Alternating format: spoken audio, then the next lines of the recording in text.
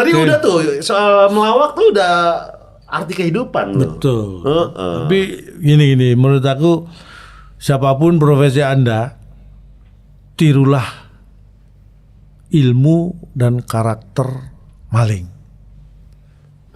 Tapi jangan jadi maling ya, karena maling itu nggak boleh, nyolong itu nggak boleh. Tapi Karakternya. karakter dan teknik karakter dan semangatnya itu yang harus kita tiru. Orang itu semua berpeluang sukses, ya kan? Walaupun belum tentu jadi sukses, karena kebanyakan ini ada kata-kata mutiara yang sering kita dengar nih. Kadang-kadang kita itu tidak bisa sukses bukan karena kita tidak punya skill, tidak punya kemampuan, tidak punya kesempatan, tapi kita itu terlalu gampang terpuruk dengan sesuatu.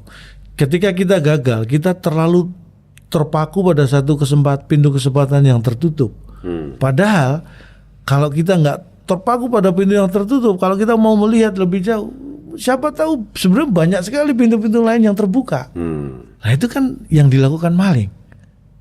Maling itu kalau dia terpaku pada satu pintu yang tertutup, ya sampai subuh ketangkap, kegepuk dia di situ, iya kan?